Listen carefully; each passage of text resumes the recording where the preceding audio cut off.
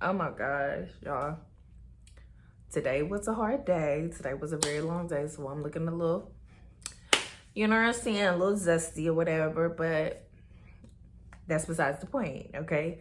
Today is Tuesday. In honor of Tuesday, I wanted to post last year. I did a conversation, an interview with Coach Q, who is now my life coach. Super, super amazing.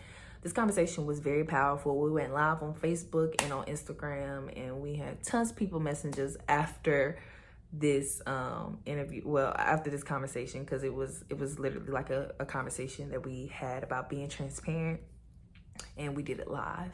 Something that I'd never ever done before. She found my YouTube. Well, you guys will see it in the clip, but I never thought that me being transparent on my YouTube would open so many doors. I just did it because I wanted to be 100% real on my channel.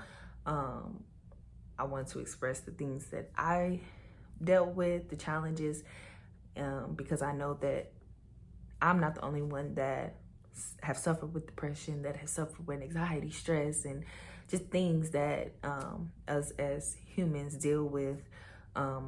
So I just wanted to be 100% transparent about my journey, my acne, the things that made me insecure. And in that, I had no clue that so many of you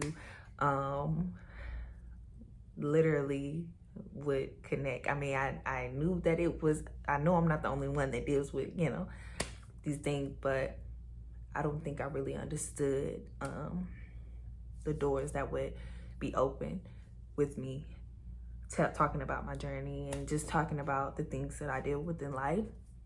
And so this specific conversation came from that, and I'm so honored that she chose me to talk to on this specific day, because this conversation was very powerful, and it definitely did what it did and more. And so today I'm showing just a clip of our conversation, things that we talked about in honor of Transparent Tuesdays. Something that I'm gonna try to continue to keep going, just be open and ask questions and just talk about. But to start it off, in honor of last year, in honor of Coach Q, being amazing and being my life coach now, 3 months. And so, and again, I meant to upload this last year. It just never, I don't know why it didn't, but I guess God said because it wasn't time for you to upload it last year. The time is now. So I hope this blesses you. This is just a portion of our conversation. Again, me being transparent and just talking about my life. And so here it is. I hope you enjoy. I'm getting some stuff ready. Here we go. And so today we are live on both Instagram and Facebook. So I'm super excited. And we have a really special guest, Ty-LeahBH is going to join us in just a minute. So when she clicks on the Instagram live, then we'll get started. Okay. We have Ty-LeahBH here. She's our special guest today for Transparent Tuesdays. For those of you who are joining for the first time, I am Coach Q. And every week I have Transparent Tuesdays where we have unfiltered conversations about real life issues. And the reason why I wanted to do Transparent Tuesdays is because I feel like we get enough pretending on social media. We get enough of everybody looking like they have their life together, everybody having the story, and we're up here wondering, well, that my life doesn't look like that. And then we feel like we are behind. We feel like we are inadequate. We feel like we can't do stuff because we feel so behind. But what if we just started having real conversations about real life and real issues? Then what? So that's why we have Transparent Tuesday. Ty-LeahBH, how are you? I'm good. I hope you are. I am good. Before we get started, today we're going to have a really important conversation about insecurities. Okay. Rejection, accepting our beauty. We're going to talk about depression. We'll talk about it all today. So Ty-Leah has a YouTube channel. All right. So I went on YouTube and binge watched her episodes. And I'm watching these episodes and I'm like, whew, okay, she getting into some real stuff about some things that she's dealing with within herself. And I was like, I need to talk to her. We need to hear this. So Ty-Leah, can you just start us off with your journey of becoming insecure? Can we start there? Sure. So honestly, I became insecure, I would say, I would say, oh gosh, I was probably like 8 or 9. Oh gosh, it sounds so unreal to me because it's so young. Um, at a young age, being picked on about being tiny at the time, a skinny skeleton or whatever, and being too black, or just being that type of kid where, or I guess to people, that just wasn't appealing, or because of I was too skinny, or I was too dark. I never get, those skeleton comments all the time. So I guess you could say that it started at that age, in elementary, being called ugly from girls. I never understood it. I didn't really understand that I was insecure until I really looked back at my life and was like, dang, I was really insecure. Like when I started making those YouTube videos, when I actually tapped back into those feelings of the things that I was actually just doing to try to like fit in at times. But it started there. Right. Okay. So, I'm looking in the comments. Getting to a place where you discovered that you had insecurities and you were going into the struggle with colorism and just, am I enough? Am I pretty enough? Can you just talk about that, the insecurity portion of your journey? When kids are calling you skeleton, or calling you black, you don't know what to, it's kind of like, well, I mean, I guess, like what, you try to think of like, well, I mean, what can I do? It's nothing you can really do. So, I mean, it started when I was in elementary. I remember girls calling me ugly. I remember these 2 girls specifically calling me ugly. Just didn't want to be my friend because of it. So you dealt with this issue with people just feeling like they could just say whatever they wanted to say to you, essentially. Like, we don't think you're cute, you're ugly. Oh yeah, people were bold. Like as kids, that's what we're known like as children. Children do not care, unfiltered, fearless, like that, don't care at all. They gonna say how they feel, So yeah, like it started there, and it grew within. Now I'm this dark skinned chick, and then I go to middle school, and I'm trying to cover my face to try to make me look like something else. It's just, then that's when the real, I mean, my skin wasn't even that bad, but then it made it worse than what it is. And it made it worse because I'm trying to cover, and then everything else came within. So. Wow. So you started to have these insecurities. You started to try to cover up. You started to just say like, you started to internalize basically everything that everybody was saying to you. Like whatever people said, like, this is what we think of you, that became your truth. Yeah, of course. Of course. I didn't try to make it noticeable.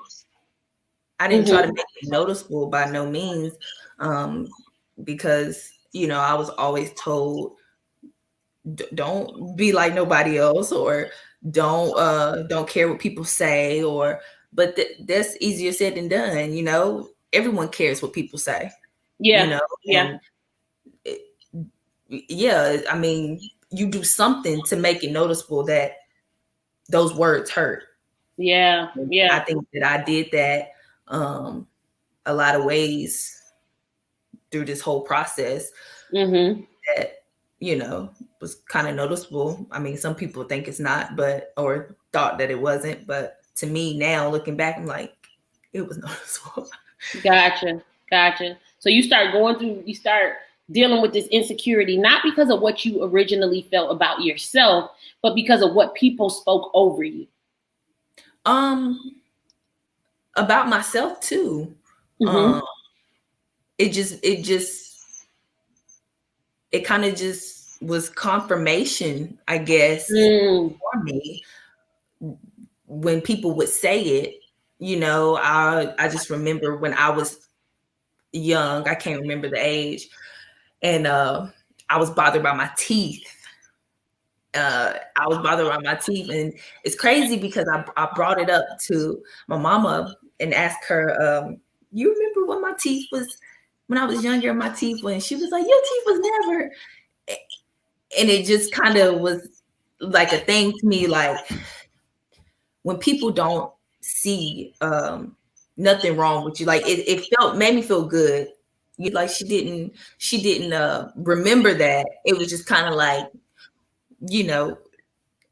a thing where when parents are supposed to say whatever, but actually you'd be like, you just saying that because you're my mama. It was actually like confirmation to me, like, oh, well, maybe she's not just saying whatever because I remember it. And then when I show her the pictures or whatever, it was just kind of like, I don't remember it, but I remember it because it was me. And I was like, maybe 6, 7. Like I was young, and it was an issue to me. And then when I grew up, it just closed on its own. But I was begging my mama for braces when I was younger, like begging her, and she was like, "No, you're not getting braces. No, But one, I can't pay for it. But for two, ain't nothing wrong with your teeth, Right. So like, but so you had this insecurity, and then people talked about it, people confirmed it for you. But then when you went to your mom about it, it's like she didn't see it. And she didn't see it because of the way she viewed you, right? She didn't see that thing that really bothered you. So how did that shape you as you got older? How did it shape your self-confidence? Which one? Just the way that you viewed yourself and what other people had to say about you. How did it shape you? People didn't really know that I was insecure. I knew it. So it just kind of just made me this, I don't know, like this person that was just like. So you knew you had this insecurity, but other people didn't know. Yes. So it made you suffered in silence then for a long time. Yes, that's kind of what I'm trying to say. Like it was just kind of like a thing. I can't explain it, but a source of like embarrassment. So like you just, I don't want to say like pride because that's not the right word. I can't explain it. It shaped me into, I don't know. Well, it did shape me to be prideful because I just don't. I mean, I don't know. I can't explain it. Yeah, no. And I wanted to really like just kind of dissect it. So you talked about suffering in silence, and you suffered in silence, so you had to pretend, right? Yes. You had to pretend like my younger siblings, and I pretended for the people who see me as this popular girl or just see me as whatever they see me as at the time, because I didn't want them to know, like, reality check, I don't feel this way about myself, but I'm gonna fake it till I make it. That was the mindset, like fake it till you make it. girl, fake it till you make it. Like I said, these filterings on this photos and stuff, fake it till you make it. Yeah. So now listen, this is deep because it created an issue that you didn't even see, right? Mm-hmm. So when we suffer in silence, let's just dissect this a bit. When we suffer in silence, then we're telling ourselves that this feeling that I have is not a valid feeling. It's not valid enough for me to bring it to somebody else. It doesn't deserve to be heard. So you created something in your life that probably showed up a little bit later. Because when you were hiding your feelings from everybody, this was just the feeling of what you thought about yourself. I bet if you go back and ask yourself today, what feelings do I hide today? I'm sure that it helps to shape some of the way that you even act today. That's true. Hiding your insecurity. Oh, yeah, definitely. Okay. Yeah. Okay, y'all, that's it. That's all. Make sure you like, comment, and subscribe. And I'll see y'all in the next video. I love y'all. Thank you so much for watching. And that's it for Transparent Tuesdays. Peace.